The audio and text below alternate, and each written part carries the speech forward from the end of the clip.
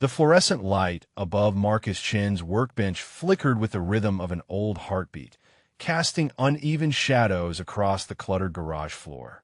Engine parts lay scattered like puzzle pieces waiting to find their place, while the scent of motor oil and determination hung thick in the evening air. Outside, the first drops of what promised to be a fierce storm began tapping against the metal roof of Chin's auto repair. Marcus wiped his hands on a threadbare towel, his calloused fingers still bearing traces of grease despite his careful attention to cleanliness. At 34, his face carried the weight of responsibility that had settled there 3 years ago when cancer took his wife Elena, leaving him to navigate the world of single parenthood while keeping his small business afloat. The wedding ring on his finger caught the light as he reached for his toolbox, a constant reminder of promises kept and love that endured beyond loss. Behind him, in the small office that doubled as a homework station, 80-year-old Luna hunched over her math worksheet with the same focused intensity her father brought to diagnosing engine problems. Her dark hair fell across her face like a curtain, and she chewed the end of her pencil with the seriousness of someone tackling calculus rather than third-grade arithmetic. "Dad," she called softly, not wanting to interrupt, but needing guidance on a particularly stubborn word problem about trains traveling at different speeds. Marcus set down his wrench and crossed the garage floor, his work boots making soft, scuffing sounds against the concrete. He pulled up the rickety, folding chair beside Luna's desk, noting how she automatically leaned into him the way she had since she was small, seeking the comfort of his presence. "Let me see what's got you puzzled," he said, studying the worksheet over her shoulder. His voice carried the patience of someone who understood that teaching moments were precious gifts, not interruptions to his work. As he guided Luna through the logic of the problem, explaining how distance and time work together like gears in a transmission, the storm outside began to intensify. Rain drummed against the windows with increasing urgency, and the wind howled through the gap beneath the garage door like a lonely animal seeking shelter. Marcus glanced at the clock on the wall, its hands pointing to nearly 9 in the evening. Most nights, he would have closed the shop hours ago, but Mrs. Patterson's sedan needed new brake pads before her morning commute, and the Hendersons were counting on their pickup truck being ready for tomorrow's hay delivery. In a small town like Millbrook, people depended on each other, and Marcus had built his reputation on reliability rather than profit margins. Luna finished her math problems with a satisfied smile and began packing her backpack with the methodical care her father had taught her. School supplies were expensive, and taking care of what they had wasn't just practical, but a matter of pride. She folded her homework neatly and placed it in the front pocket where it wouldn't get wrinkled, then zipped the bag closed with a decisive motion. "Can I help you with anything before bed?" she asked, already knowing the answer, but asking anyway because it was their routine, their way of staying connected even when work demanded his attention. Marcus smiled and ruffled her hair gently. "You've helped me enough just by being here, sweetheart. Why don't you go get ready for bed while I finish up Mrs. Patterson's breaks? I'll be in to read with you in about 20 minutes. Thunder cracked overhead like a giant's whip, followed immediately by a flash of lightning that illuminated the garage in stark white relief. The storm was directly overhead now, and Marcus made a mental note to check the roof for leaks in the morning. The building had seen better days, but it was theirs, paid for with Elena's life insurance money and maintained through sheer determination and mechanical skill. As Luna headed toward the small apartment attached to the back of the garage, Marcus returned to his work with renewed focus. The brake job required precision and attention to detail, qualities that had served him well during his previous career as an automotive engineer for a major manufacturer. Those days felt like a different lifetime now, before Elena's diagnosis changed everything and made him realize that success meant being present for the people who mattered most. He had just removed the old brake pads when a sound cut through the storm's roar, different from the wind and rain. It was the deep rumble of a motorcycle engine struggling against the elements, growing louder as it approached the garage. The engine coughed and sputtered, then died altogether somewhere close to his front door. Marcus paused in his work, listening. In weather like this, anyone caught on a motorcycle was in serious trouble. The temperature was dropping, and the rain showed no signs of letting up. He wiped his hands again and walked toward the front of the garage, already reaching for his rain jacket hanging by the door. Marcus pulled on his rain jacket and stepped into the storm, immediately feeling the sting of cold droplets against his face. The wind whipped around him with surprising force, and he had to lean forward to make progress toward the figure hunched beside a sleek motorcycle near the edge of his property. Lightning illuminated the scene in brief, dramatic bursts, revealing someone in expensive-looking leather gear struggling with what appeared to be a high-end touring bike. The rider looked up as Marcus approached, and he could see exhaustion and frustration in the posture, even though the helmet obscured any facial features. Water streamed off the black leather jacket, and the motorcycle's chrome accessories gleamed wetly in the intermittent flashes of lightning. This was no ordinary bike, Marcus realized as he got closer. The craftsmanship and attention to detail spoke of serious money and sophisticated engineering. "Looks like you're having some trouble," Marcus called over the howling wind, raising his voice to be heard above the storm. His instinct was always to help first and ask questions later, a trait Elena had both admired and worried about during their marriage. The rider pulled off the helmet, revealing a woman in her early 40s with short auburn hair plastered to her skull by the rain.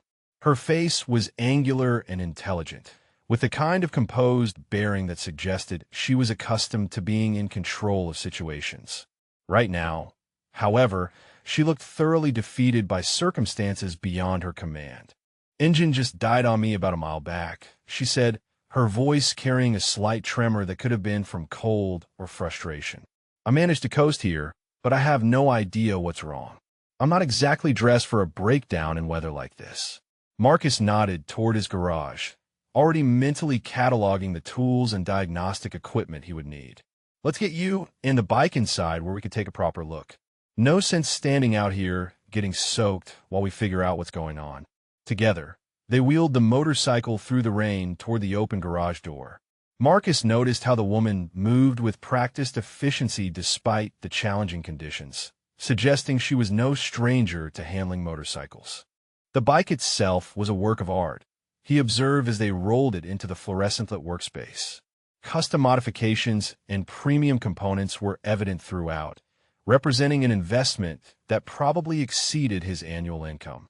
"I'm Marcus Chun," he said as he began gathering his diagnostic tools, already switching into the focused mindset that served him well when confronting mechanical mysteries. "This is my shop, and I was just finishing up some work when I heard your engine give up the ghost out there." "Victoria is Sterling," she replied, extending a gloved hand that gripped his with surprising firmness. "I appreciate you helping a stranger, especially in weather like this.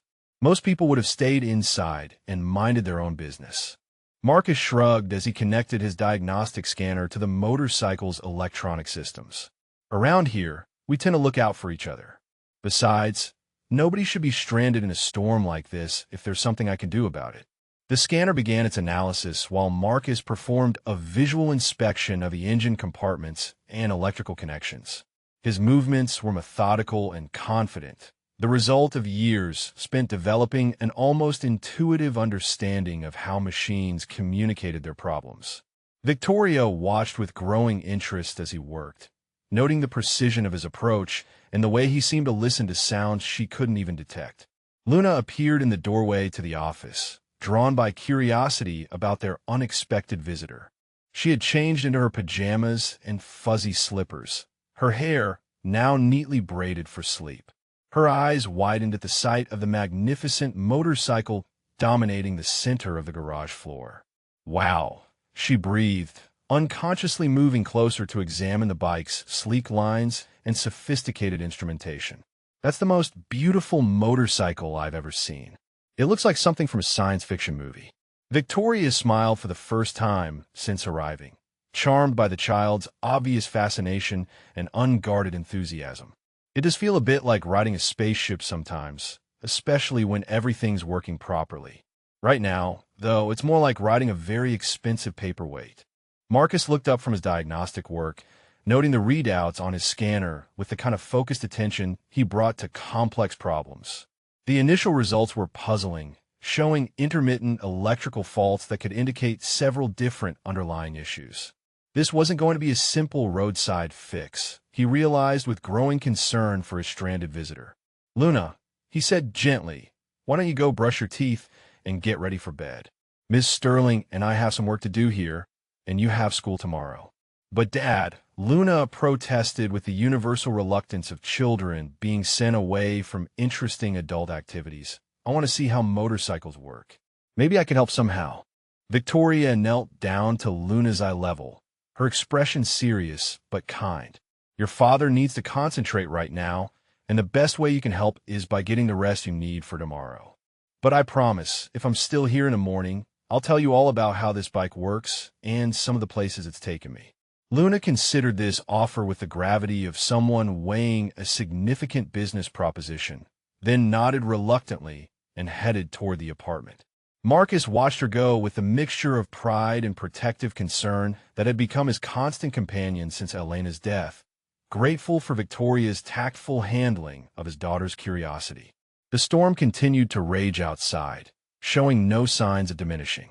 Marcus returned his attention to the motorcycle's electrical system, following diagnostic protocols with a systematic approach that had made him valuable in his former corporate position. Whatever was wrong with this machine, it wasn't going to reveal itself easily, and the night was far from over. Marcus traced the electrical pathways with his fingertips, feeling for the subtle vibrations and temperature variations that often revealed problems invisible to diagnostic equipment. The motorcycle's sophisticated systems hummed quietly under his touch, and he found himself appreciating the elegant engineering that had gone into its design. Whoever had built this machine understood the marriage between form and function in ways that reminded him of his own approach to complex problems. The diagnostic scanner continued to display intermittent fault codes, creating a pattern that suggested water infiltration in the primary electrical harness. Marcus had seen similar issues in high-performance vehicles during his engineering days, when manufacturers pushed the boundaries of what was possible while sometimes overlooking the practical realities of real-world conditions. Victoria stood nearby, watching his methodical approach with growing respect. She had expected a small-town mechanic to be overwhelmed by her bike's sophisticated electronics. But Marcus moved through the diagnostic process with the confidence of someone who truly understood what he was examining. His questions were precise and insightful, revealing a depth of knowledge that seemed incongruous with his humble surroundings. "I think I've found your problem," Marcus said after nearly an hour of careful investigation. "You've got moisture in your main electrical connector, probably from that heavy rain about 50 miles back where the road construction forced everyone through those deep puddles. The seal around connector J47 has failed, and water's been getting into your ignition control module." Victoria blinked in surprise. She had ridden through that construction zone hours earlier, never imagining that the brief submersion would create problems for her supposedly weather-resistant motorcycle. The diagnostic precision of Marcus's explanation impressed her more than the cheerful reassurance she might have expected from a typical repair shop. "Can you fix it?" she asked, already sensing that this quiet mechanic possessed skills that extended far beyond basic motorcycle maintenance. Marcus nodded, already mentally cataloging the tools and techniques he would need.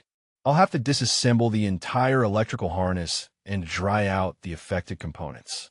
Then I'll need to fabricate a better seal for that connector, something that can handle more extreme conditions than what the manufacturer installed.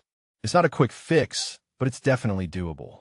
He paused, glancing toward the office where Luna had reluctantly gone to prepare for bed. The work would take several hours, and he wasn't comfortable asking Victoria to wait outside in the storm while he completed the repairs. Besides, the nearest motel was 20 miles away, and the roads were becoming increasingly dangerous as the weather intensified. "You're welcome to wait here while I work," Marcus offered. "There's a comfortable chair in the office, and I can make some coffee if you'd like. This storm doesn't look like it's going anywhere soon, and I'd rather you were somewhere safe and dry while I get your bike running again." Victoria felt a flutter of something she hadn't experienced in years, a genuine warmth that had nothing to do with shelter from a storm. In her corporate world, every interaction carried undertones of calculation and mutual benefit. Marcus's straightforward kindness felt refreshingly authentic, untainted by hidden agendas or unspoken expectations. "I don't want to impose," she said, though the thought of venturing back in a storm held little appeal. "And I insist on paying you properly for this work, especially since I'm keeping you here so late." Marcus shook his head as he began laying out the specialized tools he would need for the delicate electrical work. "Don't worry about payment right now. Let's just focus on getting you back on the road safely. We can sort out the details after everything's working properly." As he spoke, Luna reappeared in the doorway, wearing her favorite pajamas decorated with planets and stars. She carried a steaming mug in her small hands, moving carefully to avoid spills as she crossed the garage floor. "I made hot chocolate," she announced with the pride of someone who had mastered an important adult skill. "Mom taught me the recipe before she got sick, and Dad says I make it almost as good as she did." Victoria accepted the mug gratefully, wrapping her hands around its warmth and inhaling the rich aroma of real chocolate mixed with cinnamon and a hint of vanilla. The first sip revealed layers of flavor that spoke of care and attention to detail, qualities that seemed to run in the Chun family. "This is absolutely delicious," Victoria said sincerely, looking between father and daughter with growing appreciation for their natural generosity. "Thank you so much, Luna. This is exactly what I needed." Luna beamed at the praise, then settled into a corner where she could watch Marcus work without getting in his way.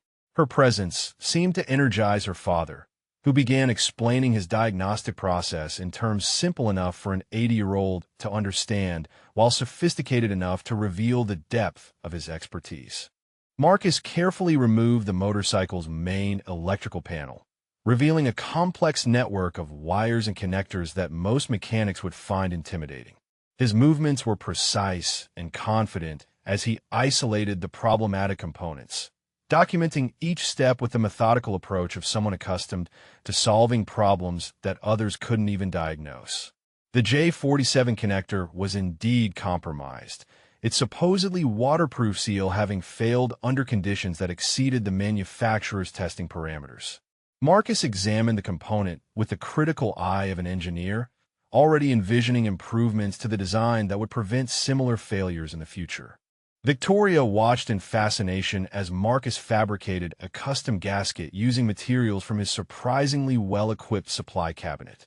His improvised solution was elegant in its simplicity, addressing not just the immediate problem, but the underlying design weakness that had caused it. This wasn't mere repair work, she realized with growing amazement. This was innovation born from genuine understanding of both the problem and its root causes.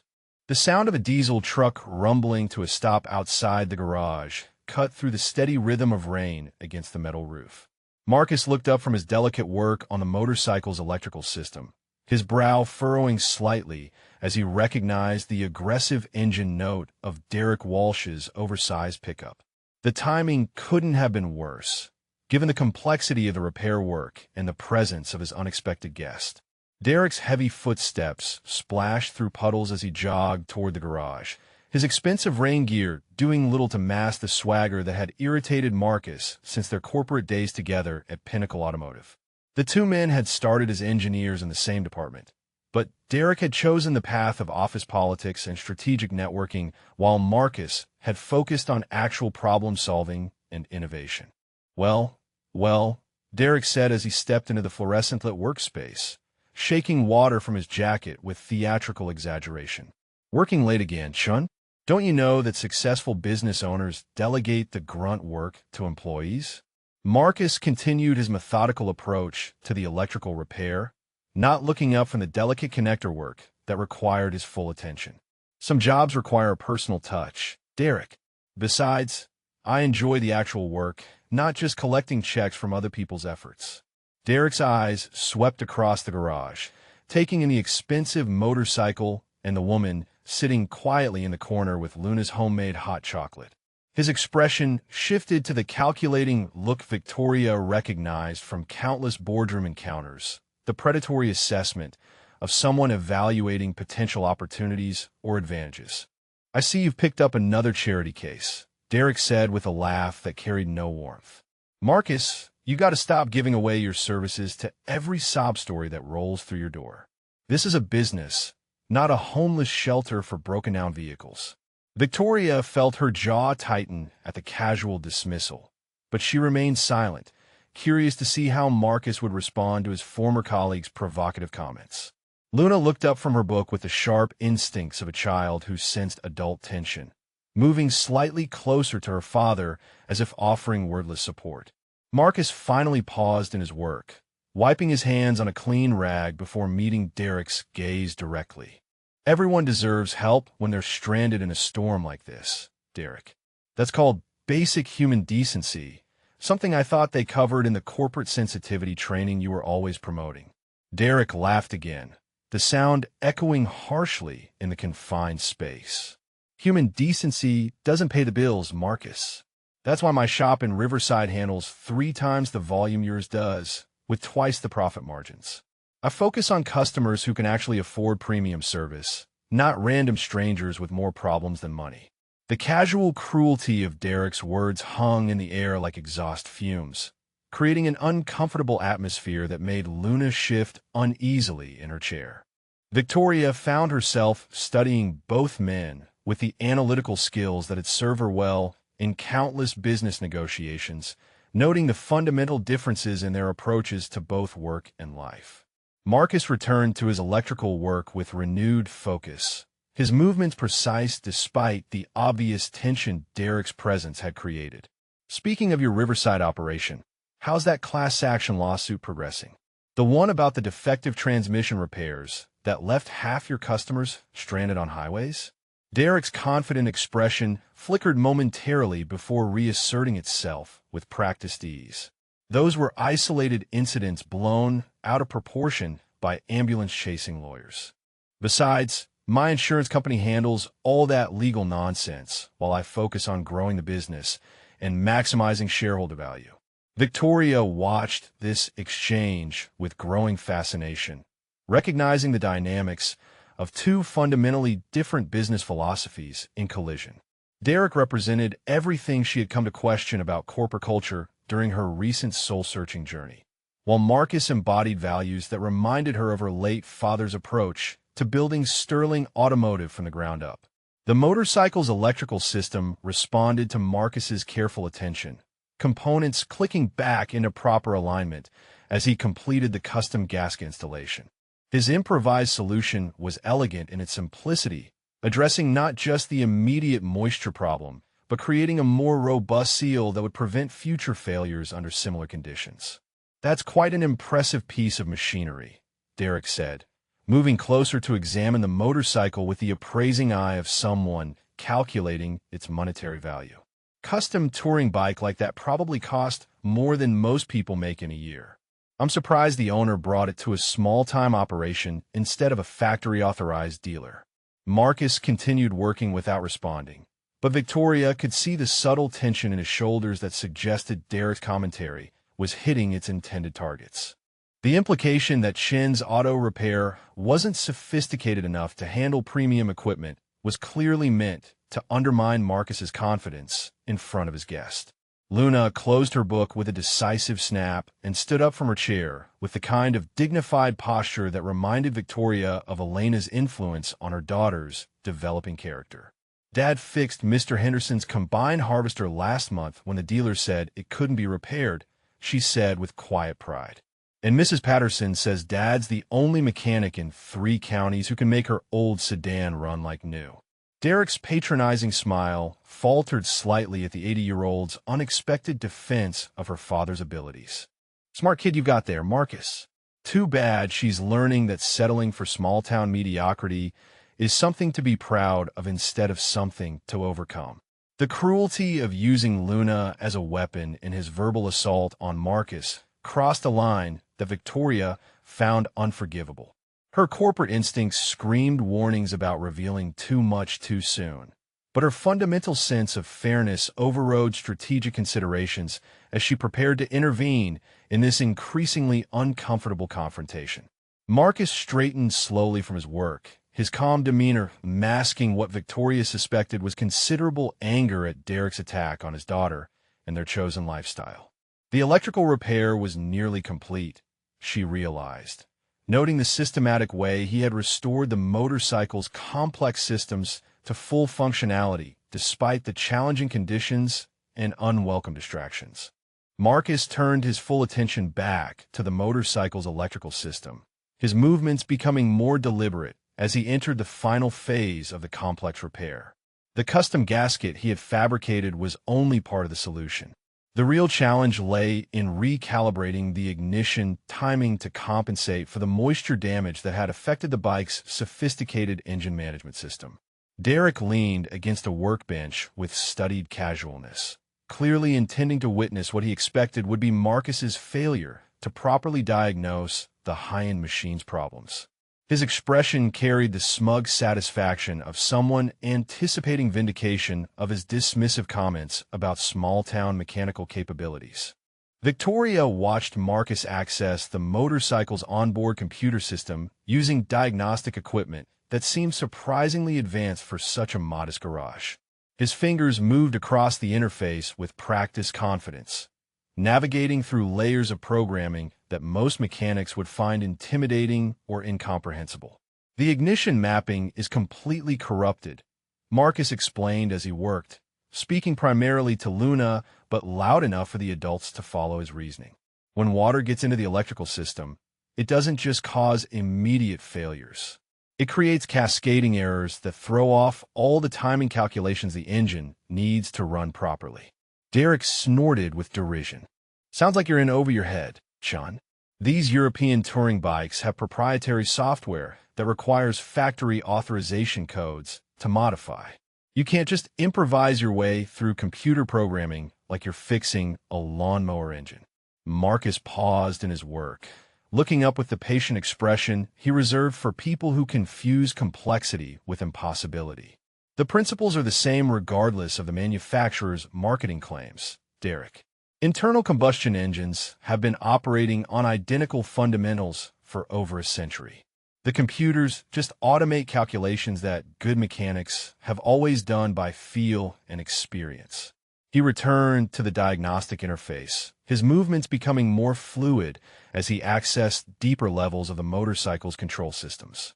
Victoria found herself leaning forward with fascination as Marcus began manually recalibrating parameters that she recognized as incredibly sophisticated programming, the kind of work typically performed by specialized technicians with years of factory training. The storm outside had intensified to the point where rain hammered against the garage walls like handfuls of gravel thrown by an angry giant.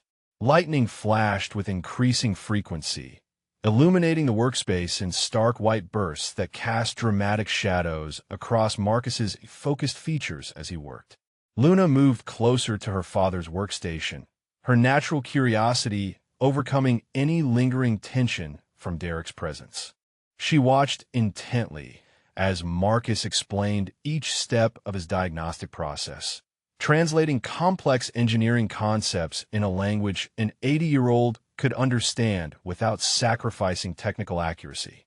See how these numbers represent the relationship between air temperature, fuel mixture, and spark timing, Marcus said, indicating various readouts on his diagnostic screen. The motorcycle's computer normally handles these calculations automatically, but water damage has scrambled its memory of what the correct value should be. Derek moved closer despite himself, drawn by professional curiosity even as he maintained his skeptical attitude. Those are factory-protected parameters, Chun. Even authorized dealers need special clearance codes to access ignition mapping functions. How exactly do you plan to recalibrate systems you're not supposed to touch? Marcus's fingers continued their steady work across the keyboard as he spoke, his tone matter-of-fact rather than boastful. I spent 8 years developing engine management software for Pinnacle Automotive before I opened this shop. The algorithms and diagnostic protocols are essentially identical across manufacturers because the underlying physics doesn't change based on corporate branding strategies. Victoria felt her breath, catch as the implications of Marcus's casual revelation began to register. She had heard of Pinnacle Automotive's legendary engineering team, the group responsible for breakthrough innovations that had revolutionized modern engine efficiency. If Marcus had been part of that development team, his expertise extended far beyond what his humble garage suggested. The motorcycle's engine management system responded to Marcus's recalibration work with a series of soft electronic chirps, indicating that corrupted data was being systematically replaced with properly calculated parameters. His improvised repair was succeeding where factory-authorized technicians might have simply recommended expensive component replacement. Derek's confident smirk began to waver as he recognized the sophistication of Marcus's diagnostic approach. "Wait a minute," he said with growing unease. "You left Pinnacle voluntarily?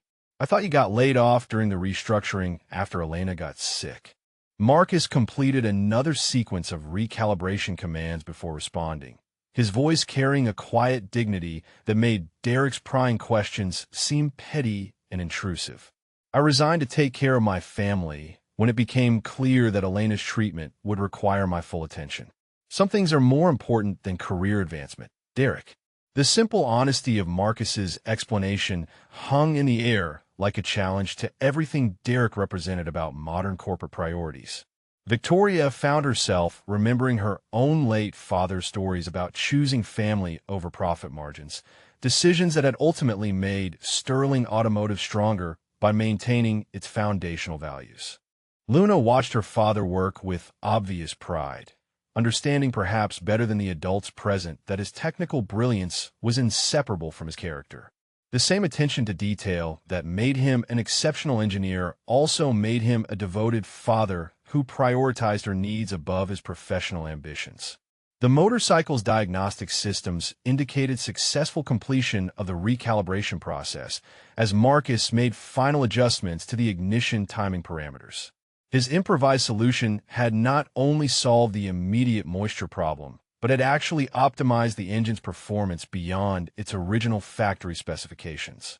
"Try starting her up now," Marcus said to Victoria, stepping back from the diagnostic equipment with the satisfied expression of someone who had successfully completed a challenging puzzle. "The electrical system should be fully functional, and I've made some improvements to the ignition mapping that should give you better fuel efficiency and smoother acceleration." Victoria pressed the motorcycle's starter button, and the engine immediately roared to life with a deep, throaty sound that spoke of perfectly synchronized mechanical components. The diagnostic readouts showed optimal performance across all monitored systems, confirming that Marcus's repair work had exceeded even her optimistic expectations. Victoria pulled on her helmet and adjusted her rain gear, the motorcycle's powerful engine purring beneath her with a smoothness that exceeded its original factory performance. The storm had begun to weaken slightly, though steady rain continued to streak the garage windows and thunder still rumbled in the distance like a retreating army. Derek stood in stunned silence, his earlier confidence thoroughly shattered by witnessing Marcus's masterful repair work. The casual dismissal of small-town capabilities had crumbled in the face of undeniable technical brilliance, leaving him scrambling to reconcile his preconceptions with the reality of what he had just observed. "I have to admit," Derek said grudgingly, "that was some impressive diagnostic work. Maybe I underestimated your technical capabilities, Chun. Have you ever considered expanding your operation, maybe partnering with a larger outfit that could help you reach your potential?" Marcus began cleaning his tools with the methodical care that characterized everything he did, not bothering to look up as he responded. "I'm exactly where I want to be, Derek. Success isn't always measured by the size of your operation or the number of employees on your payroll." Victoria found herself reluctant to leave despite the improving weather conditions. The warmth and authenticity she had discovered in this modest garage felt more valuable than the luxury accommodations waiting at her next planned stop. Luna sat nearby, having retrieved her book, but clearly more interested in the adult conversation than her assigned reading. "Miss Sterling," Luna said with a directness that only children could manage without seeming rude, "where are you traveling to on your motorcycle? It must be exciting to see so many different places and meet new people everywhere you go." Victoria smiled at the question, recognizing genuine curiosity rather than polite small talk. I'm on a cross-country trip, taking time to really see the country instead of just flying over it in airplanes. Tonight I was planning to reach the state capital, but I think I'll find somewhere closer to stay given how late it's gotten. There's a nice bed and breakfast about 15 miles north of here, Marcus offered as he organized his tool cabinet with practiced efficiency. The Weatherby Inn has been family-owned for 3 generations, and they're used to accommodating travelers who get caught by unexpected weather. Luna's eyes brightened with an idea that seemed to energize her entire small frame. Dad, what about Mrs. Rodriguez's place? She always says the rooms above her diner are available for travelers, and her cooking is way better than hotel food. Derek interjected with his characteristic lack of tact. A roadside diner isn't exactly appropriate accommodations for someone riding a motorcycle worth more than most people's cars. I'm sure Ms. Sterling would prefer something with proper amenities and professional service standards. Victoria felt a flash of irritation at Derek's presumptuous assessment of her preferences, but before she could respond, Luna continued with the enthusiastic planning that had captured her imagination. Mrs. Rodriguez makes the best apple pie in the county, and her guest rooms have those old-fashioned quilts that her grandmother made by hand. Plus, she stays up late anyway because of the overnight truckers, so arriving late wouldn't be a problem. The child's genuine excitement about sharing local treasures with a stranger touched Victoria in ways that luxury hotel amenities never could. She found herself genuinely curious about this family-owned diner and its handmade quilts, attractions that would never appear in corporate travel guides, but might offer authentic experiences worth remembering. That sounds wonderful, Luna, Victoria said sincerely. Your town seems full of people who take care of each other in special ways. It must be nice growing up somewhere with such a strong sense of community. Luna nodded eagerly. Then her expression became more thoughtful as she considered how to explain something important to this kind stranger who had shared hot chocolate and conversation during the long evening. Dad says that taking care of each other is what makes a place feel like home instead of just somewhere you happen to live. That's why he helps people even when they can't pay very much, because everybody deserves to have their car working so they can get to their job or take their kids to school. Marcus looked up from his tool organization with a mixture of pride and gentle concern, recognizing that Luna was sharing family philosophy with the unguarded honesty that sometimes made him worry about her vulnerability in a world that didn't always reward such openness. Victoria felt her throat tighten with unexpected emotion as Luna's words resonated with memories of her own father's lessons about responsibility and community engagement. The simple wisdom of an 80-year-old had articulated values that seemed increasingly rare in her corporate experience. Your dad sounds like a very wise man, Victoria said softly. The world would be a better place if more people thought the way he does about taking care of each other. Derek shifted uncomfortably at the direction the conversation had taken, clearly sensing that his cynical worldview was being implicitly challenged by the genuine warmth between Victoria and the Chun family. Marcus finished organizing his tools and began the final cleanup that would close his workday, moving through familiar routines while part of his attention remained focused on ensuring Victoria's continued safety during her journey. The phone in the office began ringing with the persistent urgency that suggested an important call rather than a casual inquiry. Marcus excused himself to answer it, his voice becoming increasingly tense as the conversation progressed through what was clearly a difficult financial discussion. I understand the payment is overdue, Marcus said quietly into the phone, but Luna's school supply fees and the insurance premium both came due the same week. I can have half the amount to you by Friday, and the remainder by the end of next week when the Patterson and Henderson jobs are completed. Victoria pretended to adjust her motorcycle gear while actually listening to Marcus's side of the conversation, her heart sinking as she realized the extent of the financial pressures facing this generous family. The man who had just performed masterful engineering work without even discussing payment was struggling to manage basic monthly expenses. Luna continued chatting about her school projects and dreams, mentioning her fascination with engineering camp programs she had seen advertised but knew were beyond her family's current financial reach. Her matter-of-fact acceptance of limitations broke Victoria's heart, even as her resilient optimism demonstrated the strength of character her father was instilling despite their modest circumstances. The morning sun painted golden streaks across the damp pavement as Marcus opened the garage doors to begin another day of work. The storm had passed, leaving behind crisp autumn air and the fresh scent of rain-washed earth. Luna sat at her usual spot in the office, eating cereal and working on a science project about renewable energy sources that was due later that week. Marcus had just begun organizing his schedule when the distinctive sound of expensive engines approaching caught his attention. Through the open garage doors, he watched a convoy of 3 black luxury sedans turn into his parking area, their polished surfaces gleaming in the morning sunlight. The vehicles moved with the coordinated precision of a professional motorcade, suggesting official business rather than routine automotive service. The lead sedan's rear door opened, and Victoria Sterling stepped out, but this morning she looked nothing like the stranded motorcyclist from the previous evening. Her tailored business suit spoke of boardroom authority, and her confident bearing commanded immediate attention from everyone present. 2 men in expensive suits flanked her, carrying themselves with the alert posture of security professionals.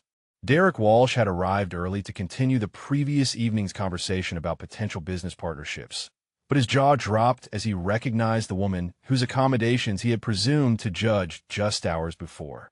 The transformation from rain-soaked traveler to corporate executive was so complete that he struggled to reconcile the 2 images. Luna looked up from her homework with curious interest as the impressive entourage approached the garage. "Dad," she said with the observational skills that often surprised adults, "isn't that the nice lady who liked my hot chocolate? She looks different today." Marcus set down his coffee mug and walked toward their visitors, his expression puzzled but welcoming. "Victoria," he said with genuine warmth, "I hope everything's working properly with your motorcycle. Did you have any trouble finding Mrs. Rodriguez's place last night?" Victoria smiled at his continued concern for her welfare, struck once again by his natural kindness and lack of pretension despite the obviously unusual circumstances of her return visit. "The motorcycle is running beautifully, Marcus. In fact, it's performing better than it ever has, thanks to your exceptional work last night." She gestured toward her companions with the practiced ease of someone accustomed to making introductions in high-stakes business situations. "I'd like you to meet James Whitfield, my legal counsel, and David Chun, my head of security. Gentlemen, this is Marcus Chun, the brilliant engineer I was telling you about." Marcus shook hands with both men, noting their firm grips and the way they assessed his garage with professional thoroughness. Their presence suggested serious business intentions, though he couldn't imagine what a stranded motorcyclist might want to discuss that required legal representation and security oversight. Derek stepped forward with renewed confidence, assuming that his corporate experience positioned him as the natural liaison between Marcus's small-town operation and whatever business opportunity these executives represented. "Ms. Sterling," Derek said with practiced smoothness, "I'm Derek Walsh, owner of Walsh Automotive Solutions in Riverside. Perhaps I could help facilitate whatever discussions you're planning." Victoria's expression hardened slightly as she recognized Derek's presumptuous insertion into a conversation that didn't involve him. "Thank you, Mr. Walsh, but my business today is specifically with Marcus. I believe you're already familiar with his exceptional capabilities from last evening's demonstration." Luna had abandoned her homework to watch the unfolding drama with the fascination of someone witnessing events that seemed too interesting for ordinary morning routines. She moved closer to her father's side, instinctively seeking the security of his presence while remaining curious about their mysterious visitors. "Marcus," Victoria continued with growing formality that signaled the importance of what she was about to reveal, "I wasn't entirely honest with you last night about my identity. My name is Victoria Sterling, and I'm the Chief Executive Officer of Sterling Automotive Group." The garage fell silent except for the distant hum of traffic on the main highway.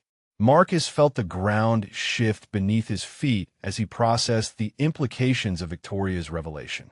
Sterling Automotive was one of the largest automotive manufacturers in North America, a company whose engineering innovations had revolutionized modern vehicle design and efficiency standards.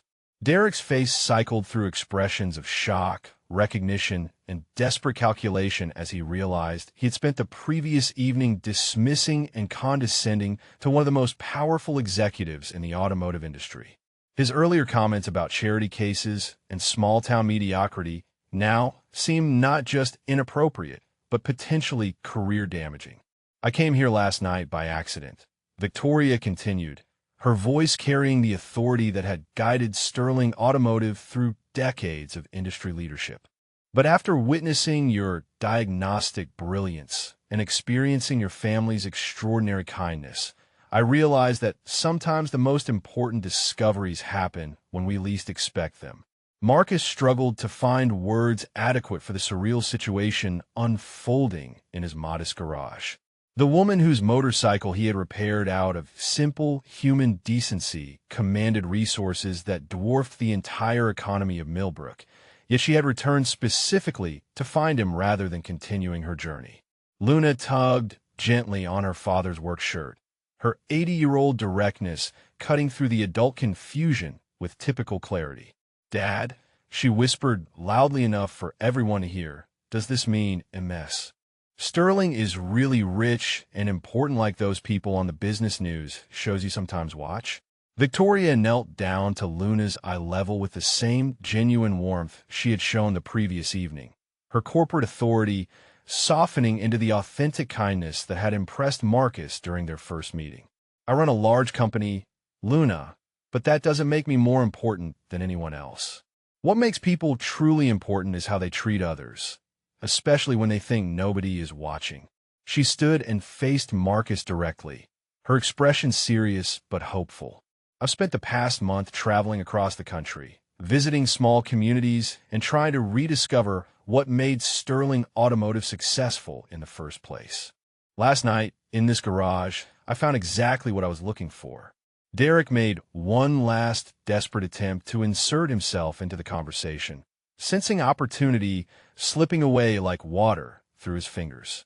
"Ms. Sterling, if you're looking for regional expansion partners, Walsh Automotive has the infrastructure and customer base to support Sterling's growth objectives in this market sector." Victoria's response was delivered with the polite finality that had ended countless business discussions throughout her career. "Thank you for your interest, Mr. Walsh, but as I mentioned, my business today is with Marcus. I believe we have important matters to discuss that will require privacy and focused attention." Victoria gestured toward the office area where Luna had been working on her homework, suggesting they continue their conversation in a more private setting. Marcus followed, still processing the magnitude of what he had just learned about his midnight visitor's true identity. Luna gathered her school materials with unusual quiet, sensing the gravity of the adult discussion that was about to unfold. Derek remained near the garage entrance, hovering at the edges of a conversation he desperately wanted to join but had been clearly excluded from. His earlier confidence had evaporated completely, replaced by the sick realization that he had spent an entire evening insulting and dismissing one of the automotive industry's most influential leaders. Marcus, Victoria began once they were seated around Luna's makeshift homework table. "Last night, you demonstrated engineering capabilities that most of our corporate research teams would envy. Your diagnostic approach, your innovative problem-solving, and your ability to improve upon original manufacturer specifications told me everything I needed to know about your technical abilities." She opened a leather portfolio that James Whitfield had carried from the lead sedan, revealing documents that had clearly been prepared with considerable thought and legal precision. "What impressed me even more was your character, your dedication to your daughter, and your commitment to helping others without expectation of personal gain." Luna looked up from organizing her pencils with wide-eyed fascination as she began to understand that something extraordinary was happening to her small family. The business executives in their expensive suits seemed like characters from a television show, but their serious attention to her father made the situation feel both exciting and slightly overwhelming. Sterling Automotive is facing challenges that can't be solved through traditional corporate approaches, Victoria continued, her voice carrying the weight of difficult decisions and strategic planning. We've become so focused on market share and quarterly earnings that we've lost touch with the innovation and customer service values that made us successful originally. Marcus listened with growing amazement as Victoria outlined Sterling's need for engineering leadership that combined technical excellence with authentic understanding of customer needs.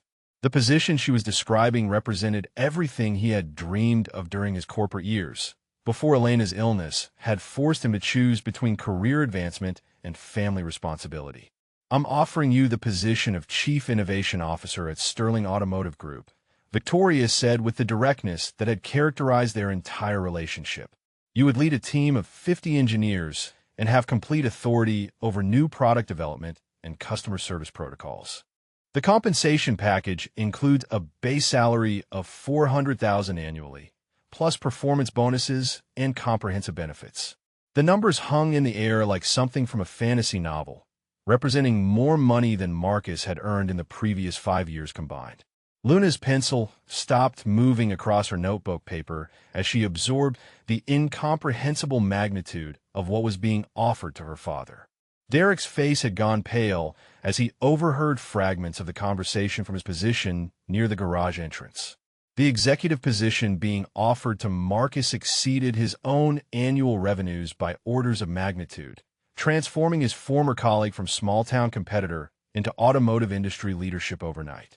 Marcus felt his throat constrict with emotion as he considered the implications of Victoria's offer. The opportunity represented validation of everything he had sacrificed when he left Pinnacle Automotive, proof that his technical abilities could still compete at the highest levels of his profession. "Ms. Sterling," he said carefully, "I'm deeply honored by your confidence in my abilities, but I have to consider Luna's needs above everything else. Moving to a new city, disrupting her school and friendships, asking her to start over in a completely different environment." Luna looked up from her notebook with the serious expression she reserved for important family discussions. "Dad," she said with 80-year-old logic that cut straight to the heart of complex adult considerations, "wouldn't working for MS Sterling mean you could afford to send me to that engineering camp we saw advertised? And maybe we could have a house with a real workshop instead of living behind a garage?" Victoria smiled at Luna's practical assessment of the situation, recognizing the child's ability to focus on concrete benefits rather than abstract concerns about change and uncertainty. "Your daughter has excellent analytical skills, Marcus. She's absolutely right about the opportunities this position would create for both of you." The Sterling Automotive Headquarters campus includes excellent schools, youth programs, and educational opportunities that would challenge Luna's obvious intelligence, Victoria added. "We also provide relocation assistance and family support services to help employees transition successfully to new positions." James Whitfield stepped forward with additional documents that detailed the comprehensive nature of Sterling's employment offer. Housing assistance, educational benefits, healthcare coverage, and retirement planning were all included in packages designed to attract and retain top-tier talent in highly competitive markets. Derek could no longer contain his desperation as he witnessed the extraordinary opportunity being presented to Marcus. He stepped closer to the office area, his voice carrying the strained enthusiasm of someone trying to salvage a deteriorating situation. "Marcus," he said with forced camaraderie, "this is exactly the kind of breakthrough I was talking about last night. You should definitely consider partnering with someone who understands corporate negotiations and strategic planning. Walsh Automotive could provide valuable support during your transition to executive leadership." Victoria's expression hardened as she recognized Derek's transparent attempt to insert himself into Marcus's opportunity through manufactured relevance and presumed expertise. "Mr. Walsh," she said with icy politeness, "I believe your presence here is no longer necessary. This is a private business discussion that doesn't require external consultation." Luna watched the adult dynamics with fascination. noting how Derek's confident manner from the previous evening had been replaced by obvious anxiety and desperate attempts to maintain relevance in a conversation that had moved far beyond his influence or control. Marcus looked at his daughter, seeing the excitement in her eyes as she considered the possibilities that Victoria's offer represented. For the first time since Elena's death, he allowed himself to imagine a future that included both financial security and professional fulfillment, opportunities that could give Luna advantages he had never dared to hope for. The garage fell silent except for the distant sounds of morning traffic as Marcus weighed the most important decision of his life, surrounded by the evidence of everything he had built through determination and sacrifice, while contemplating everything he and Luna might gain by accepting Victoria's extraordinary offer. Marcus walked to the window overlooking the small town that had been Luna's entire world for the past 3 years, watching the familiar rhythms of Millbrook's morning routines unfold along Main Street. Mrs. Patterson was opening her flower shop, Mr. Henderson was loading feed sacks in his weathered pickup truck, and the crossing guard was taking her position for the school zone. Everything looked exactly as it had every morning since they had arrived here, seeking refuge from grief and corporate pressures. Victoria observed his contemplation with the patient understanding of someone who had faced similar crossroads between personal desires and family obligations. She recognized the internal struggle playing out across Marcus's features as he weighed opportunity against stability, ambition against the security of familiar surroundings. "I understand your hesitation," Victoria said softly, her executive authority giving way to something more personal and vulnerable. 3 years ago, I faced a similar decision about disrupting my life for the sake of professional responsibility.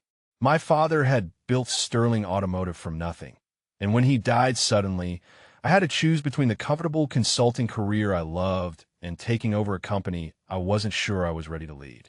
Luna looked up from her notebook where she had been sketching what appeared to be mechanical diagrams inspired by the previous evening's motorcycle repair. Her artistic interpretation of gears and electrical systems showed remarkable attention to detail for someone her age, suggesting that her interest in engineering extended beyond casual curiosity.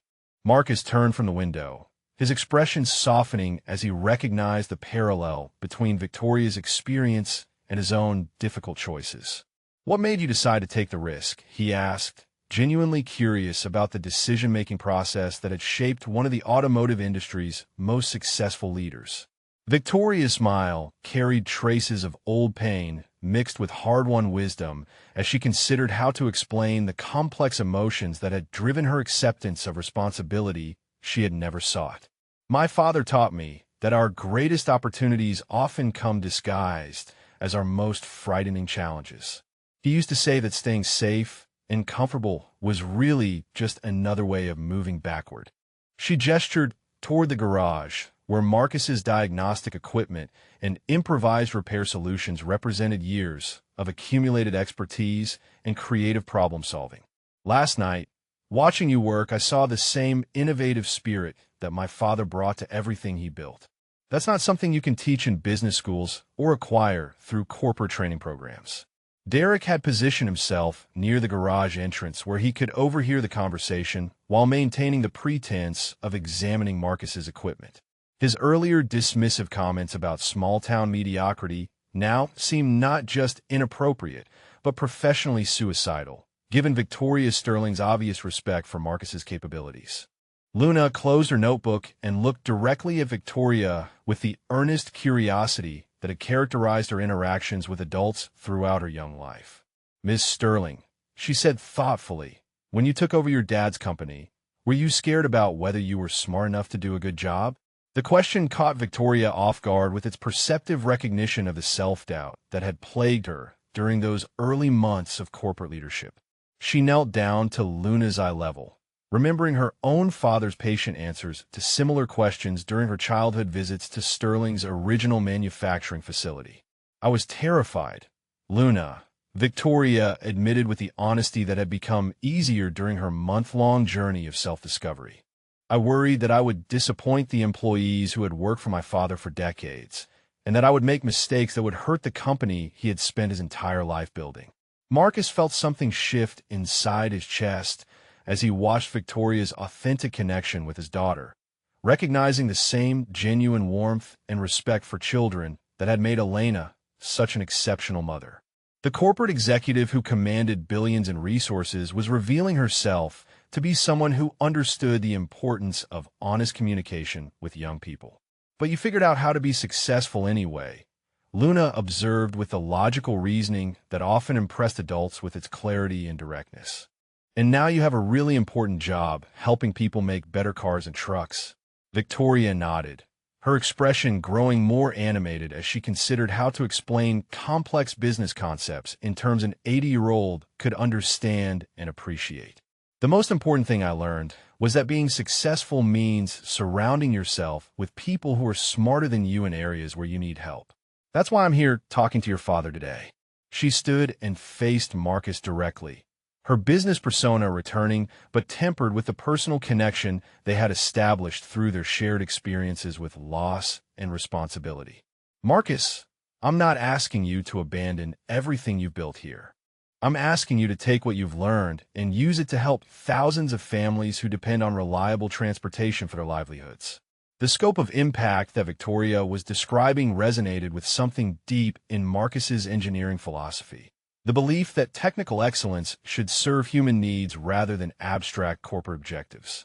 At Pinnacle Automotive, he had often felt frustrated by marketing decisions that prioritized profit margins over customer satisfaction.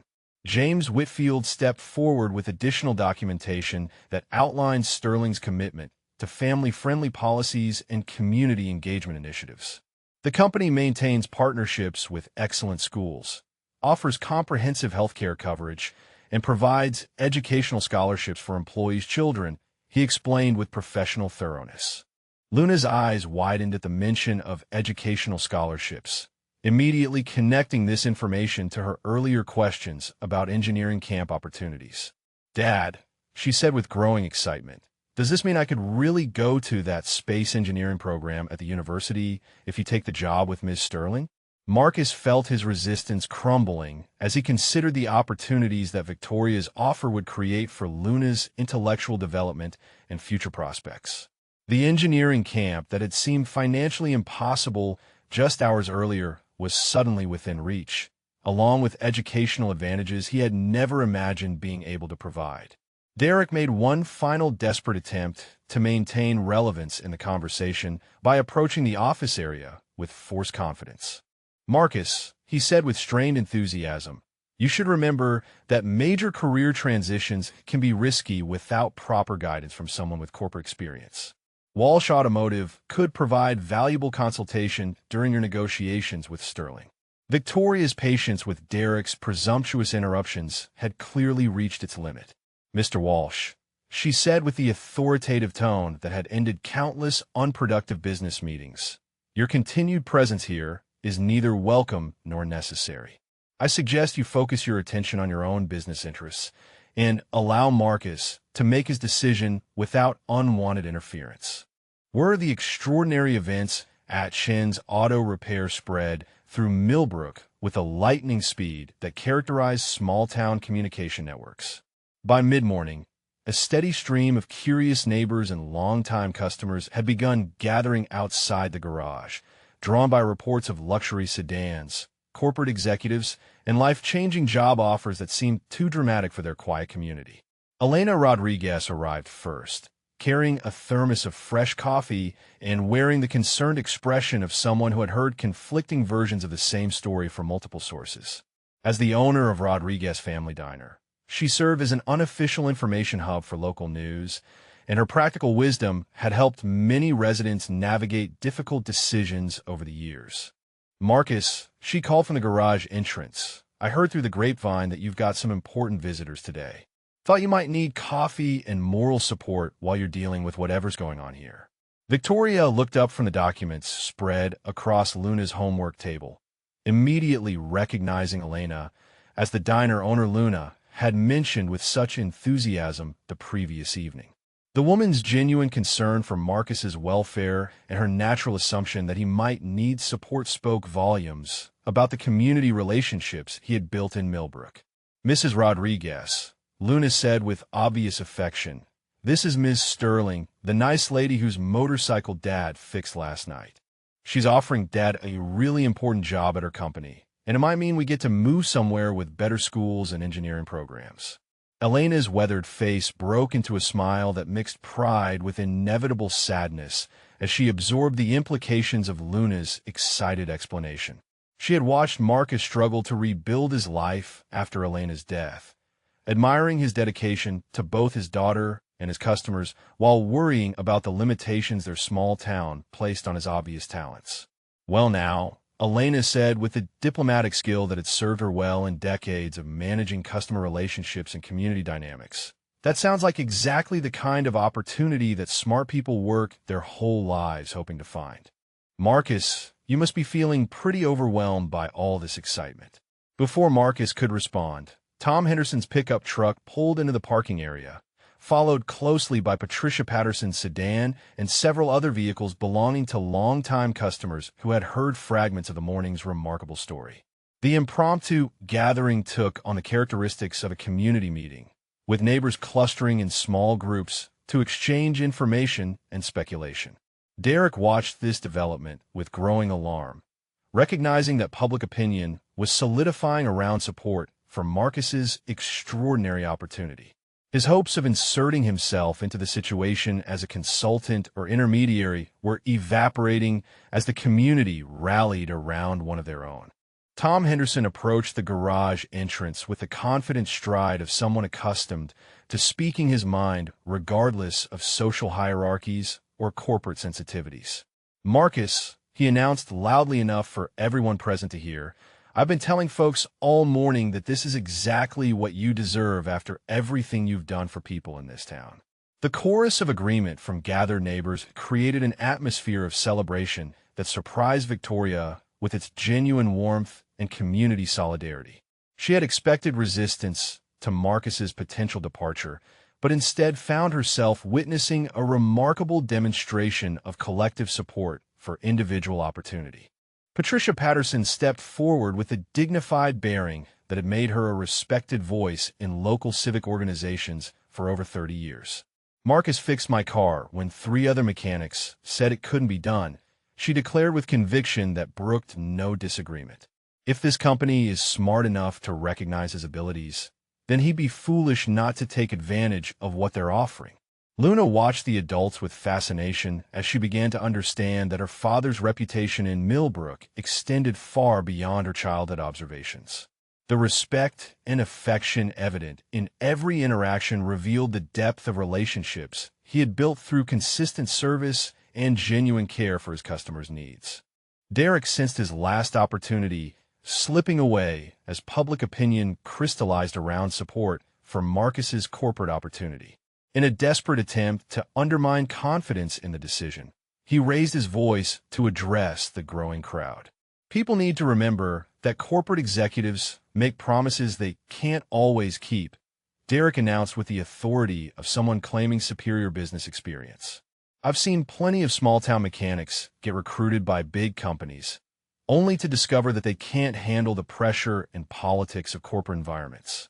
The gathered neighbors turned toward Derek with expressions ranging from polite skepticism to outright hostility, recognizing his comments as inappropriate criticism of someone they held in high regard. Elena Rodriguez stepped closer to Derek with the protective instincts of someone defending family. "Derek Walsh," she said with the steel-edged politeness that could cut deeper than open anger, "I don't recall anyone asking for your opinion about Marcus's business decisions. Maybe you should focus on running your own operation instead of trying to undermine someone else's success." Tom Henderson nodded vigorously in agreement, his farmer's pragmatism cutting through Derek's corporate pretensions with devastating simplicity. Marcus has proven his abilities to everyone in this community through 3 years of honest work and fair dealing. That's worth more than whatever business school theories you're peddling. Victoria observed this exchange with growing admiration for the community that had embraced Marcus and Luna, during their time of greatest need. The loyalty and support being demonstrated went far beyond mere customer satisfaction, revealing relationships built on mutual respect and genuine affection. James Whitfield stepped forward with additional documentation that addressed some of the practical concerns that had emerged during the morning's discussions. Sterling Automotive provides comprehensive relocation assistance, he explained to the assembled group, including job placement services for spouses and family support during major transitions.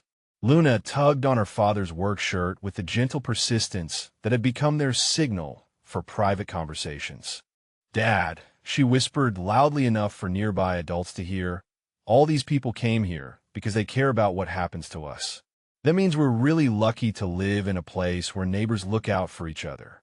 Marcus felt his eyes blur with unexpected emotion as he looked around at the faces of people who had become extended family during the most difficult period of his life.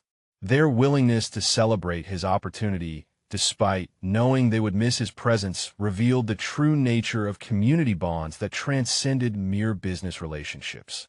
The morning sun climbed higher as more residents continued arriving to offer congratulations and support, creating an impromptu celebration that transformed the modest auto repair shop into the center of Millbrook's most significant community event in recent memory. Marcus stood in the center of his garage, surrounded by the community that had given him and Luna a home when they needed it most, facing the most important decision of his life. The weight of responsibility pressed down on his shoulders as he considered not just his own dreams, but Luna's future and the example he would set through his choice. Luna moved closer to her father's side, sensing the gravity of the moment and offering her quiet support through simple presence. Her notebook lay forgotten on the homework table, filled with mechanical drawings that revealed her growing fascination with the engineering principles she had observed during the previous evening's repair work. Victoria waited with the patient respect that had characterized their entire relationship, understanding that decisions of this magnitude required time and careful consideration. Her own corporate experience had taught her that the best opportunities often demanded courage to step beyond comfortable boundaries, but she would never pressure Marcus toward a choice that didn't feel authentic to his values and priorities. The gathered neighbors watched with respectful silence, recognizing that they were witnessing a pivotal moment that would reshape not just Marcus's future, but the entire community's understanding of what was possible for someone who combined technical excellence with genuine character. Elena Rodriguez stepped forward with a wisdom that had guided countless difficult conversations throughout her years of community leadership. "Marcus," she said with gentle authority, "your wife Elena would be so proud of the man you've become and the father you've been to Luna. Whatever you decide today, know that you have the love and support of everyone here." The mention of his late wife created a moment of profound silence as Marcus felt Elena's presence in the warm approval of their adopted community. He closed his eyes briefly, remembering her encouragement to pursue dreams that seemed impossible and her belief in his ability to overcome any obstacle through determination and integrity. When he opened his eyes, Marcus's expression carried the clarity that came from aligning decision with deepest values. "Victoria," he said with quiet conviction, "I accept your offer, but I have some conditions that are non-negotiable if this partnership is going to work for both of us." Victoria nodded with the professional respect that had made her successful in countless negotiations with equally principled individuals. Her willingness to listen to Marcus's requirements demonstrated the collaborative approach that had distinguished Sterling Automotive from more authoritarian corporate cultures. First, Marcus continued with growing confidence. "I want to establish an engineering scholarship program that provides opportunities for young people from small communities like Millbrook. Kids like Luna shouldn't have to choose between following their dreams and staying connected to the places that shape them." Luna's face lit up with excitement as she realized that her father's decision would create opportunities for other children facing similar limitations. The scholarship program would extend the benefits of his success beyond their own family, embodying the generous spirit that had characterized his approach to community relationships. Second, Marcus added, I want Sterling Automotive to partner with local technical schools and community colleges to provide real-world internship opportunities. Corporate success should strengthen communities, not just extract talent from them without giving anything back. Victoria smiled with genuine admiration for Marcus's vision of success that included responsibility to others rather than focusing exclusively on personal advancement.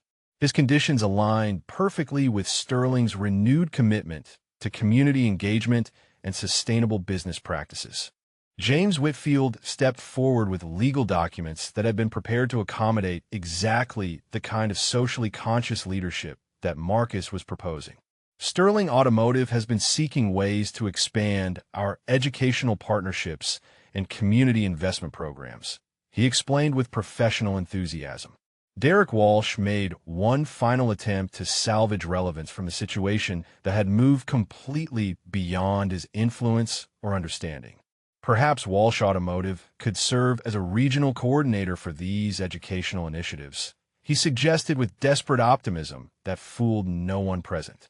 The suggestion was met with polite but firm silence from everyone present, including Victoria, who had already made her position regarding Derek's involvement abundantly clear. His continued attempts to insert himself into Marcus's success had crossed the line from merely inappropriate to actively embarrassing. Tom Henderson broke the awkward silence with characteristic directness. Derek, he said with farmer's bluntness, I think it's time you headed back to Riverside and let these folks conduct their business in peace. Marcus doesn't need any help making decisions that affect his family's future. Victoria turned her attention back to Marcus with renewed focus, her expression carrying the excitement that came from discovering exactly the kind of partnership she had been seeking throughout her month-long journey of rediscovery. Marcus, she said with growing animation, your scholarship program idea is exactly what Sterling needs to reconnect with our founding values. I'm authorizing an initial investment of $2 million to establish the Sterling Chun Engineering Scholarship Fund, starting with Luna's enrollment in the Advanced Engineering Program at State University's Summer Institute. Luna's gasp of amazement echoed through the garage as she absorbed the magnitude of what Victoria was offering. The engineering program that had seemed like an impossible dream just hours earlier was suddenly becoming reality, along with opportunities for other young people to pursue similar educational adventures. Patricia Patterson began applauding with the dignified enthusiasm that had made her a leader in community celebrations for decades. Her initiative was immediately taken up by the other gathered neighbors, creating a spontaneous ovation that acknowledged both Marcus's achievement and the broader community impact of his decision. Marcus felt tears blur his vision as he looked around at the faces of people who had supported him through the darkest period of his life and were now celebrating his emergence into new possibilities. Their joy felt as genuine as their earlier comfort, revealing the depth of relationships that transcended mere neighborly courtesy. Victoria extended her hand to Marcus with a formality that marked the conclusion of successful negotiations and the beginning of transformative partnerships. Welcome to Sterling Automotive, Chief Innovation Officer Chun. I have a feeling that this is the beginning of something extraordinary for both of us. As Marcus shook Victoria's hand, sealing the agreement that would reshape his and Luna's future, the morning sun streamed through the garage windows with golden light that seemed to bless the new chapter they were beginning together. 6 months later, Marcus stood in the gleaming Innovation Center at Sterling Automotive's headquarters, watching his team of engineers test the prototype that would revolutionize electric vehicle efficiency. The workspace buzzed with creative energy as brilliant minds collaborated on solutions that had once seemed impossible, their work guided by the practical wisdom Marcus had developed through years of solving real-world problems with limited resources. Luna pressed her face against the observation window, her eyes wide with fascination as she watched the sophisticated testing procedures that brought her father's designs to life. The engineering camp program had exceeded everyone's expectations, revealing a natural aptitude for complex problem-solving that promised extraordinary achievements in her future educational pursuits. The Sterling Chun Engineering Scholarship Fund had already transformed dozens of young lives across rural communities, providing opportunities for talented students who might otherwise have remained undiscovered. The program's success had attracted national attention, positioning Sterling Automotive as an industry leader in community investment and educational partnership initiatives.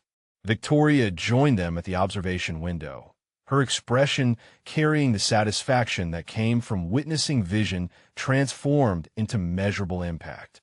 Marcus's innovations had improved Sterling's product quality while reducing manufacturing costs, proving that authentic expertise could deliver both technical excellence and financial success. Your father's fuel injection optimization system is going to change everything about electric vehicle range and charging efficiency, Victoria told Luna with genuine excitement. The prototype testing shows improvements that exceed our most optimistic projections, and automotive journals are calling it the breakthrough of the decade. Luna beamed with pride as she considered how her father's mechanical genius had found its proper stage in Sterling's state-of-the-art facilities. The modest garage in Millbrook had been the perfect training ground for capabilities that now influenced millions of drivers worldwide, proving that talent could flourish anywhere given proper recognition and support. Marcus's office overlooked the corporate campus where hundreds of employees worked on projects that would define the automotive industry's future direction. The walls displayed photographs from Millbrook, including images of Elena Rodriguez's diner, Tom Henderson's farm, and a community celebration that had marked the beginning of their new adventure. The transition had exceeded everyone's expectations, with Marcus's team consistently delivering innovations that combined cutting-edge technology with practical reliability. His leadership style, shaped by years of personal customer service, had created a collaborative environment that attracted top talent from across the industry. Derek Walsh had closed his Riverside operation after losing several major contracts to competitors who offered superior service and genuine expertise. His reputation for dismissive arrogance had finally caught up with business realities, leaving him to pursue other career opportunities in markets less familiar with his limitations. Elena Rodriguez had become a regular visitor to Sterling headquarters, serving as an unofficial ambassador for small-town values and authentic community relationships. Her practical wisdom and genuine warmth had impressed corporate leaders who were rediscovering the importance of human connections in business success. The scholarship recipients from the first year's program had exceeded academic expectations, with several students already declaring engineering majors and expressing interest in careers with companies that shared Sterling's commitment to community investment. Their success validated Marcus's belief that talent existed everywhere, waiting for recognition and opportunity. Luna's engineering camp experience had evolved into advanced research projects that challenged graduate students twice her age. Her natural creativity, combined with rigorous academic preparation, suggested a future that might surpass even her father's remarkable achievements in technical innovation and problem-solving. The motorcycle that had brought Victoria to Marcus's garage was now displayed in Sterling's lobby as a symbol of unexpected discoveries and transformative encounters. Its presence reminded everyone that the most important innovations often emerge from authentic human connections rather than strategic corporate planning.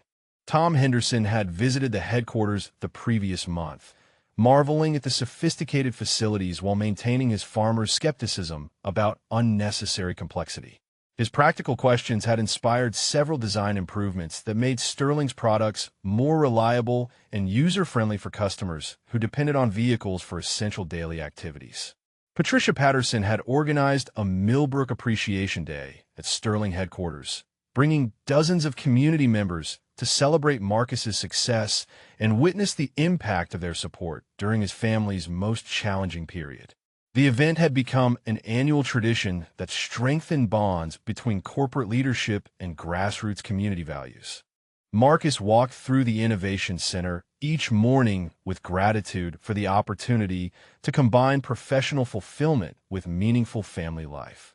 Luna's presence in his office after school created a perfect balance between career achievement and parental responsibility, proving that success could include rather than require sacrifice of personal priorities.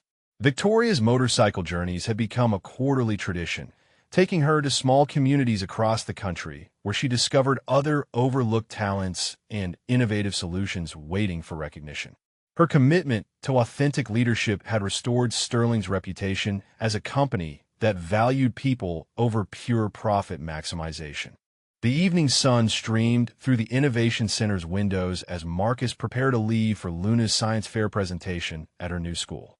Her project on renewable energy applications had attracted attention from university researchers who were impressed by the sophistication of her analytical approach and creative problem-solving methodology. Walking through the parking garage toward their family car, Marcus reflected on the chain of events that had transformed their lives through a single act of roadside kindness during a storm. The willingness to help a stranded stranger without expectation of reward had opened doors he never could have imagined, proving that character and competence ultimately created their own opportunities. Luna skipped alongside her father with the irrepressible energy that had carried her through every challenge they had faced together. Her backpack contained homework from advanced classes that challenged her growing capabilities, while her heart remained grounded in the values of generosity and hard work that had guided their family through loss toward hope. If this story touched your heart, please drop a comment and let us know your favorite part, character, or if you've witnessed similar hidden talents in someone you know.